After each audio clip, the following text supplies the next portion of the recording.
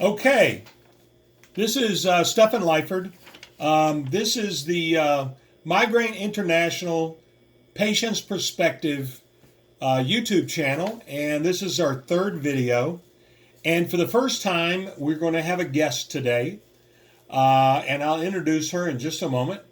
Today's topic, we're going to talk about why we formed Migraine International Patient's Perspective and why we also formed Migraine Buddy Group on Facebook and what we believe are the benefits of the two platforms.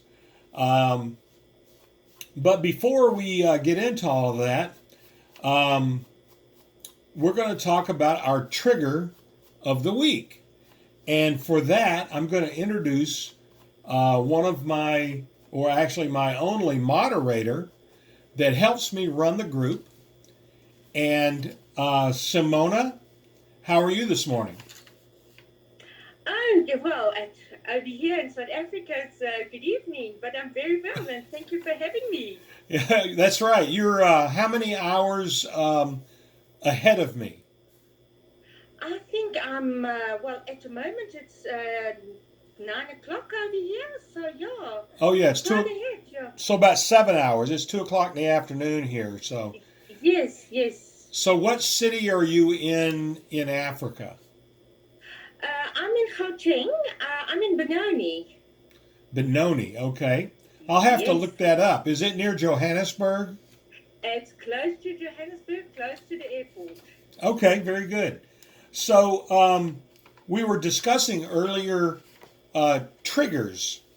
So our trigger of the week, you had mentioned stress. Can you describe how stress triggers your migraines? Oh, definitely. I think we as migraine people, we are actually perfectionists. We want to do everything perfect. And like my people around me always tell me, have 20 things in our minds and it doesn't stop. So, yes, we want to do everything perfect, and that creates stress. And stress creates headaches. And headaches, well, most people say a headache and a migraine is the same. It isn't. And like you will do on another program, levels of stress and migraines, there's different levels. And definitely, like say stress will give me a migraine. Well, I guess some people call them stress migraines, and some people call them sudden onset migraines or emotional migraines. So things like anger, sudden trauma, grief, Yes. any strong emotion that comes to you can bring an instant migraine. I'll give you an example. Many years ago, my wife and I were working in the yard doing gardening, and I had lost some weight through weight loss programs and stuff like that. So my wedding ring was loose, and we were digging in the dirt. Right, I lost my wedding ring. I couldn't find it. Mm. I went into panic mode. I went into almost a grief mode. And I had such a bad migraine from that. She had to calm me down. And, it was like by my eye and my temple, just right up the side of my head. I was sitting in the backyard on the grass, and, she's bringing me ice packs and bringing me pain medications. And I had to lean up against a tree. She couldn't even get me off the ground. Fortunately, we found the ring. It took some time, digging through grass and through dirt and everything else. We found the ring, but it's one of those things that just something that grabs you emotionally really strong, and it just boom, the headache's just out of nowhere. So Yes, yes, yes. stress can be a very strong and sudden, um, trigger for migraines. So, as migraine sufferers, we have to really keep our emotions in check as much as possible. You know, death of a family member, death of a pet. Um, you know, we can't be the type of drivers in traffic that are road ragers because, you know, No, we can't. no, because that really messes us up. Um, so we get into our topic today. Um, about 4.5 years ago, I started the Migraine Buddy Group, and in the beginning, it was a small group, and it started to grow. And when the group took off, you know, we're all kind of connected to the Migraine Buddy app. Um, you know, because the app helps us record our migraine information. And it got to the point where it was growing at a very heavy clip, and I can't be on the internet all the time. And I put out some um, post on the Migraine Buddy group and wanted to know if there were people out there that were interested in helping me run the group. And at the time, you were one of the people that responded. Can you tell me what it was that made you want to be part of the Migraine Buddy group? Well, firstly, as a migraine sufferer, I always felt alone, that nobody understood me. So I looked on the internet and on Facebook specifically before I had the app for a group, a support group, because you feel alone. Nobody understands you. If you say you've got a migraine, they always say to you, "Oh no, man, it's a headache." Nobody understands you, so you feel alone. And I wanted that support. So when I found your group, I found actually a family that understood me for the first time, and I felt like, wow, this group. Finally, somebody that feels like I do, like brothers and sisters. And yes, that's why I wanted to help more people. And when you sent out the invitation, I was like, please, if I could help more people that felt like me, I'm there. I'm That always there to help. that is a common theme that I hear from members is that it does feel like a family because, you know, when somebody posts that, you know, what do you do about this or that, um, the ladies say, you know, I have a menstrual cycle and I have this problem, or what do you do, you know, when your doctor says this, or my husband doesn't understand, and you know, I'll go back and say, well, bring your husband to the group and have him read some of these posts. You know, there's all kinds of different situations where people are reaching out and they've never had people like us that are also migraine sufferers that can respond to the same things that we're feeling. And when we see their questions, we're like, oh, yeah, we've been through that, you know. And to them, it's like, wow, somebody else has been through what I've been through. And that commonality is what makes them feel welcome here because we've all been through it.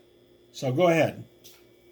I totally agree with you. And that's why I feel that we actually, as part of the group, we should invite more people to the YouTube group and to the migraine group itself, because the more family members are part of it, the more they can understand us as migraine sufferers that we go through, that they can see especially the signs and the level of migraines that we've got, the way they can help us, and those kind of things. Because most of the family members that I've got, like now that I stutter and those kind of things, and that I get a migraine, they're like, you abnormal. What is happening to you? But then I can start to get the migraine. My husband, my family members, my mom and dad, especially know now how to handle it. But strangers and like, especially when at the younger age, my school friends thought you're a weirdo. But if they're partner of this group, they can see what we go through. They can understand us, and they will say, yes, it's just not a headache. It's actually a disease that we've got, a disability, if you can call it that way. Yeah, the big problem is that, people that don't have migraines, for example, employers, Mm, friends, coworkers, and others that don't have migraines just don't get it, and mm, you're sometimes discriminated against because of that lack of knowledge. And groups like this can educate other people, and that's the other reason for the Migraine International Patients Perspective. I'm putting these videos out on places like LinkedIn, where there's a lot of business people that hopefully they'll watch some of these videos, and they'll get a little taste of some of the different aspects of migraines, and hopefully some people that are doing like migraine research and people in the medical industry will hear from us from a patient's perspective. When I decided to do the YouTube page, we looked into what other people were posting about migraines. And, there are a lot of doctors and headache clinics and things like that are posting some really good material, but they're all from a medical perspective. And those are great. You learn information, but it's all from a clinical medical perspective. And I wanted to do something different because you need to hear from the people that are actually suffering.